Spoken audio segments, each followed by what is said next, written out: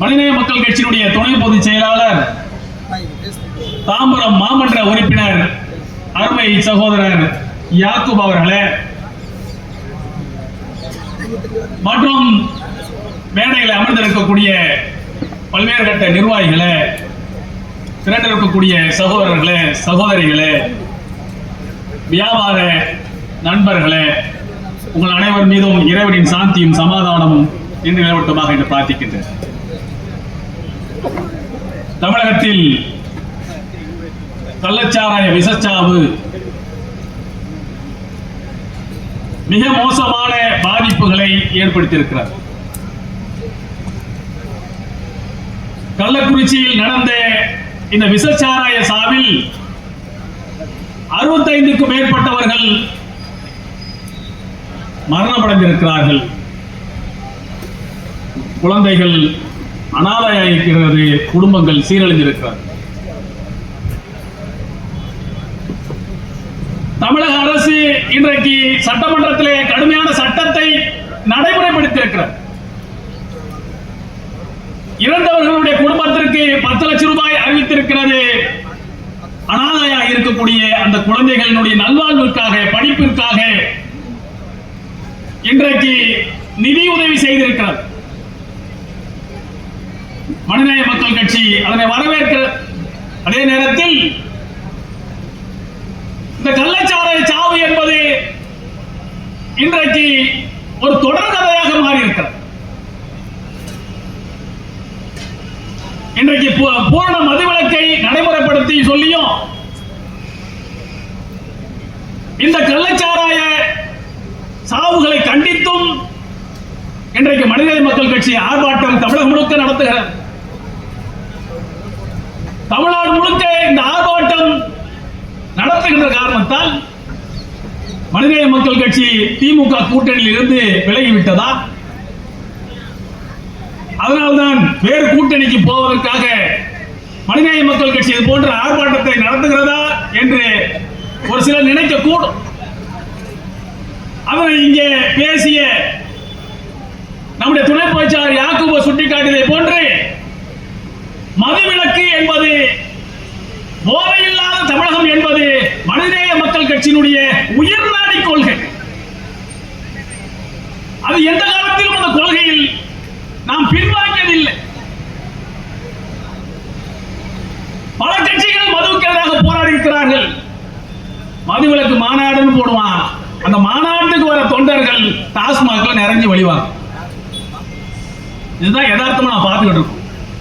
ஆனால் எந்த மாநாடு, எந்த ஆர்ப்பாட்டம் என்று லட்சக்கணக்கில் மனிதநேய மக்கள் கட்சிக்காரன் திரண்டாலும் டாஸ்மாக் வாசலில் நிற்காத ஒரே தொண்டர்களை கொண்ட அமைப்பு மனிதநேய மக்கள் கட்சி தான்.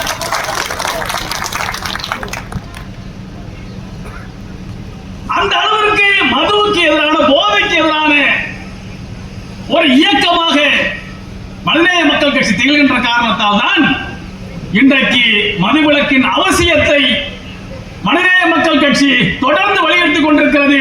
இன்றைக்கு இந்த மிகப்பெரிய இழப்பின் போது என்ன சொல்லிட்டு இருந்தாங்க? டாஸ்மாக் மூடிட்டா, மதுக்கடைகளை மூடிவிட்டால் கள்ளச்சாராயம் பெருத்து விடும். இப்ப டாஸ்மாக் திறந்தாச்சே, ஜெயலலிதா அம்மையார் திறந்து வைத்தார்கள். தொடர்ந்து டாஸ்மாக் தமிழ்நாடு முழுக்க நடந்து கொண்டிருக்கிறது. தெருவுக்கு தெருவு டாஸ்மாக் இருக்கிறது. ஏன் கள்ளச்சாராயத்தில் சாகிறார்கள்? இதற்கு யாருக்கு பதில் இருக்கு? சாராயமே இல்ல, கள்ளச்சாராயம் குடிச்சான் செத்து போனா அப்படின்னா அதை நீங்க நியாயப்படுத்தலாம். நியாயப்படுத்தலாம்னா சாராயம் இல்ல, அதனால எதையோ போய் குடிச்சு செத்து போயிட்டான். தெருவுக்கு தெருவு இன்னைக்கு டாஸ்மாக் கிடைக்கும் போது எதற்காக வேண்டி கள்ளச்சாராயம் குடித்து சாகுறான்? அப்ப கள்ளச்சாராயம் பெருகாமல் தடுக்க வேண்டும் என்றால் மதுக்கடைகளை திறக்க வேண்டும் என்கின்ற அந்த கொள்கை இன்றைக்கு சந்தி சிரிச்சு போச்சு.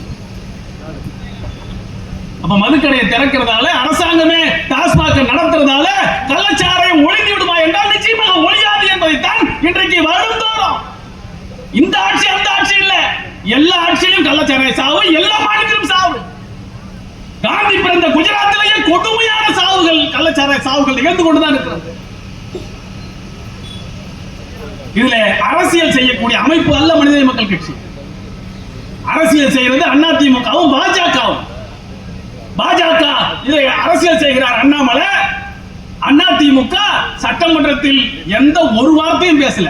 கள்ளச்சாராயத்தை எதிர்த்து, மதுவை எதிர்த்து ஒரு வார்த்தை அதிமுக சட்டமன்ற கூட்டத்தில் பேசா? பேச அனுமதிக்கலன்னு குற்றம் சொல்லிட்டு வெளியே போய் பேசினார்களே தவிர சட்டமன்றத்துக்குள் பேசல. கேள்வி நேரத்தில் யாருக்கும் அனுமதி இல்லை. மற்ற நேரத்தில் உங்களுக்கு அனுமதி தருகிறோம், நில்லுங்கள் என்று முதலமைச்சரும் சொல்கிறார், அவை முன்னவரும் சொல்கிறார். ஏன் அதிமுக வெளியே செல்கிறது? அதையும் மாண்புமிகு துரைமுருகன் அவர்கள், அமைச்சர் அவர்கள் பின்னால் சொல்லும் போது சொன்னார், அதிமுக மட்டும் இருந்து இந்த கேள்வியை எழுப்பியிருந்தால் அவர்களுடைய ஆட்சி காலத்தில் எவ்வளவு சாவுகள் நிகழ்ந்திருக்கிறது என்று முதலமைச்சர் அவர்களை கிளி கிளி என்று கிழித்திருப்பார் என்று பேசுகிறார். அந்த அளவுக்கு அதிமுக ஆட்சியில் அவ்வளவு கள்ளச்சாராய சாவுகள் நடந்திருக்கிறது நாடு முழுக்க. அப்ப எந்த ஆட்சியும் இதில் தப்ப முடியாது. நாம் என்ன சொல்கிறோம் என்று சொன்னால், அதிமுக சபைக்குள்ளார இருந்து உண்மையிலேயே மக்கள் மீது உனக்கு அக்கறை இருக்குமேனால் சபைக்குள்ள நின்று இந்த வகையெல்லாம் தடுக்கலாம், மக்களை பாதுகாக்கலாம் என்று அதிமுக பேசிருச்சு சொன்னா அது மக்கள் மீதான அக்கறை என்று சொல்லலாம். இதை வைத்து அரசியல் செய்வதற்காக அதிமுக வெளியே போச்சு. பாஜக அண்ணாமலை பேசிக்கிட்டு இருக்காரு. நாங்க அப்படி அல்ல. இந்த மக்களை நேசிக்கிறோம். மக்களுக்காக வேண்டிதான் பூரண மதுவிலக்கு வேண்டும் என்ற கோரிக்கையை முன்வைக்கின்றோம். கள்ளச்சாராய சாவு ஏன் அதிகரிச்சதுன்றதை பத்தி எப்பவோ ஒரு நகைச்சுவையா பேசக்கூடிய பொதுப்பணி, அதாவது நீர்வளத்துறை அமைச்சர் மாண்புமிகு துரைமுருகன் அவர்கள் சபையில் பேசினார். அது கூட சர்ச்சையாச்சு. குடிச்சு அவனுக்கு அந்த டாஸ்மாக் சாராயத்துல கிக்கு ஏறல, அதனால உடனே கிக்கு ஏறக்கூடிய கள்ளச்சாராயத்தை விலை குறைவா போய் குடிச்சிட்டு விட்டில் பூச்சிகளை போன்று சாகிறார்கள் என்று சாதாரண பேசிட்டார். ஒரு அமைச்சர் இப்படி பேசலாமா என்று கேள்வி எழுப்பது. ஆனால் அதில் ஒரு உண்மை இருக்கு. ஒருவன் குடிக்க ஆரம்பித்து விட்டான் என்று சொன்னால் அவனுக்கு அந்த உடல்ல ரத்தத்துல அந்த குடி போதை ஏற ஏற மேலும் போதை ஏற்றக்கூடிய பொருளை சாப்பிடணும்னு அவனுக்கு தூண்டிக்கிட்டே இருக்கும். அப்ப டாஸ்மாக்ல விற்கக்கூடிய பிராந்தி அவனுக்கு போதை ஏறல, போதை பத்தல. அப்ப அதிகமான போதை வர வேண்டும், கடுமையான போதைக்கு தான் ஆட்பட வேண்டும் என்று நினைக்கக்கூடியவன் உயிரை பற்றி கவலைப்படாமல் இந்த கள்ளச்சாராயத்தை போய் விழுந்து விஷ சாராயத்தை குடிச்சு, அதுக்காக வேண்டி இந்த மெத்தனால கலந்து விஷ சாராயத்தை கொடுக்கிறான், நச்சு சாராயத்தை, அதை குடிச்சு மக்கள் சாகிறான் என்று சொன்னால் அப்ப டாஸ்மாகே இதுக்கு காரணமா இல்லையா? இவனுக்கு இவ்வளவு போதையை ஏற்றி விட்டதுக்கு டாஸ்மாகா இல்லையா? எத்தனை குடும்பங்கள் சீரழித்துக் கொண்டிருக்கிறது டாஸ்மாகால. இன்றைக்கு முதலமைச்சர் அவர்கள் அருமையான ஒரு ஆட்சி, நாங்கள் மறுக்கவில்லை, எதிர்க்கவில்லை, ஆதரிக்கின்றோம். நாடு முழுக்க இதை ஆதரித்து பேசிக் கொண்டிருக்கிறோம். இதே இடத்தில் தேர்தல் நேரத்தில் அதை பற்றி எல்லாம் பேசியவர்கள் தான் நாங்கள். இன்னமும் பேசுவோம். தமிழ்நாட்டில் கல்வியில் சிறந்த ஒரு மாநிலமாக தமிழகத்தை கொண்டு வருவதற்காக வேண்டி மிகப்பெரிய முயற்சிகள், திட்டங்கள் அருமையாக தமிழ்நாடு உயர்ந்து கொண்டிருக்கிறது. தொழில்துறையில தமிழகம் வளர்வதற்காக திட்டங்கள், ஒரு டிரில்லியன் முதலீடு கொண்டு வந்து சேர்ப்பதற்காக வேண்டி மிகப்பெரிய முயற்சிகள், சுகாதார கட்டமைப்புகள், பக்கத்தில் கிண்டியில 1000 படுக்கைகளுடன் கூடிய மருத்துவமனை திறந்து வைக்கப்பட்டிருக்கிறது. நாடு முழுக்க இப்படித்தான் சுகாதார கட்டமைப்புகள் வலுப்படுத்தப்பட்டிருக்கிறது. புதுமை பெண் திட்டம், மகளிர் உரிமை தொகை, பிள்ளைகள் படிக்க வேண்டும் என்பதற்காக ஆண் பிள்ளைகளுக்காக வேண்டிய தமிழ் புதல்வன் திட்டம், மாதந்தோறும் 1000 ரூபாய், பெண்களுக்கு 1000 ரூபாய், நான் முதல்வன் திட்டம், மேலப்படி மத்திய அரசு ஒன்றிய அரசினுடைய பணிகளுக்கு போ, IAS IPS என்று போ என்றெல்லாம் பல்வேறு அருமையான திட்டங்களை இன்றைக்கு தந்து கொண்டிருக்கக்கூடிய முதலமைச்சர் அவர்களே, இன்னொரு புறத்திலே இளைஞர்களையும் மாணவர்களையும் குடும்பங்களையும் சீரழித்துக் கொண்டிருக்கிற இந்த டாஸ்மாகை ஏன் அனுமதிக்கிறீர்கள்? அதை இழுத்து மூடுங்கள் என்றுதான் மனித மக்கள் கட்சி சார்பில் கேட்கிறோம். இழுத்து மூடு. மனித வளம் தான் முக்கியம். இன்றைக்கு மனித வளத்தை வளர்த்தெடுப்பதற்காக இந்தியாவிலேயே முன்னணி மாநிலமாக தமிழ்நாட்டை உருவாக்க வேண்டும் என்பதற்காக திட்டம் தீட்டக்கூடிய முதலமைச்சர் இன்னொரு பக்கத்தில் மனித வளத்தை சீரழிக்கக்கூடிய இந்த டாஸ்மாகை அனுமதிப்பதை நாங்கள் அனுமதிக்க மாட்டோம். பூரண மதுவிலக்கை தமிழ்நாட்டில் நடைமுறைப்படுத்து என்ற கோரிக்கையை நாம் முன்வைக்கின்றோம். மிக மோசமான பாதிப்புகள். மாணவர்கள் இன்றைக்கு குடிநோய்க்கு ஆளாயிருப்பார். பள்ளி மாணவர்கள் சர்வசாதாரண ஒரு குற்றம் போன்றே இல்லையா? இப்ப ஒரு கூல் ட்ரிங்க் சாப்பிடுற மாதிரி சாப்பிடுறானே, சாதாரண மாணவன் சாப்பிடுறானே, குடிக்காதவனை இழிவா பார்க்கறான். ஒரு நேரத்துல குடிச்சவன் யாருன்னு கண்டுபிடிக்க முடியும், இப்ப குடிக்காதவன் யாருன்னு கண்டுபிடிக்க வேண்டிய நிலையில இன்னைக்கு நிலைமை போயிடுச்சு. எந்த திருமணமாக இருந்தாலும் சரி, எந்த பார்ட்டிகளாக இருந்தாலும் சரி, நண்பர்கள் ஒன்று கூடுவதே குடிப்பதற்கு. ஃப்ரெண்ட்ஸ் சர்க்கிள் எங்கேயாவது சேர்றாங்கன்னு சொன்னா உடனடியாக குடிப்பது. குடி இல்லைன்னு சொன்னா அந்த பார்ட்டியை வேஸ்ட்ன்றான். சினிமாக்கள் அதை ஆர்வம் கூட்டுகிறது. இதன் மூலமாக எத்தனை குடும்பங்கள் சீரழிந்து கொண்டிருக்கிறது. ஒரே ஒரு குடிகார தந்தையை கொண்ட அந்த குடும்பம் சீரழிவதை ஒரே ஒரு நாள் அந்த குடும்பத்தோட உட்கார்ந்து பாருங்க, தெரியும். ஒரே ஒரு குடும்ப தலைவன் குடிகாரனாக மாறிவிட்டால் அந்த மனைவி படக்கூடிய துன்பம், அந்த பிள்ளைகள் படக்கூடிய துன்பம், துயரம் எவ்வளவு என்பதை பாருங்கள். பெத்த பிள்ளைய தன்னுடைய தாயை கல்ல தூக்கி போட்டு கொல்றான் குடிகார பிள்ளைய. ஏன்? மருமகனுக்கு அவ்வளவு தொலை கொடுக்குறான். படிக்கிறோம்ல டெய்லி செய்தி பத்திரிகையில தன்னுடைய பிள்ளைய தன்னுடைய மருமகனை போட்டு சித்திரவதை பண்றான். டெய்லி குடிச்சிட்டு வந்து தாங்க முடியலன்னு சொல்லி தூங்கும் போது என்ன செய்யறான்? பெத்த பிள்ளைய தாயை கல்ல தூக்கி போட்டு கொண்டுட்டு, எம்மா இனிமே நீ நிம்மதியாயிடுமா அப்படின்னு ஜெயிலுக்கு போகுது. பெத்த தாய் போகுது. 10 மாசம் சுமந்து பெற்ற ஒரு பிள்ளைய கொண்டுட்டு ஜெயிலுக்கு போகுதுன்னு சொன்னா எவ்வளவு கொடூரமானது இந்த மது என்பதை புரிந்து கொள். அதனாலதான் தீமையின் தாய் என்று நபிகள் நாயகம் ஸல்லல்லாஹு அலைஹி வஸல்லம் மதுவை சொன்னார். எந்த வகையில வந்தாலும் இதை நாம் ஏற்கவே முடியாது. அதனால்தான் இந்த பூரண மதுவிலக்கை நடைமுறைப்படுத்துங்கள் என்ற கோரிக்கை முன்வைக்கின்றோம். இந்த கள்ளச்சாராய சம்பந்தமா கவன ஈர்ப்பு சட்டமன்றத்தில் வரும்போது அதை எதிர்த்து அந்த கவன ஈர்ப்பு தீர்மானத்தில் நான் பேசும்போது சொன்னேன், கள்ளச்சாராயம் விற்பதை அங்க இருக்கக்கூடிய காவல்துறைக்கும் வருவாய்த்துறைக்கும் உளவுத்துறைக்கும் தெரியாம விக்கிது அந்த கள்ளச்சாராயம் சொன்னா எந்த சாதாரண பாமரன் நம்புவானா? முதலமைச்சர் சபையில் இருந்தார், அவரை வைத்துக் கொண்டுதான் சொன்னேன். ஒரு சாதாரண பாமரனுக்கு தெரியும் பாமரன் கூட நம்ப மாட்டான். ஏன் நம்ப மாட்டான்? போலீஸ் ஸ்டேஷனுக்கு மாமூல் கட்டாம கள்ளச்சாராயம் எவனாவது விற்க முடியுமா தமிழ்நாட்டுல, இந்தியாவுல? உளவுத்துறைக்கு தெரியாம கள்ளச்சாராயம் எங்கேயாவது விற்குமா? விஓக்கும் தாசில்தாருக்கும் தெரியாம சாராயம் விற்குமா?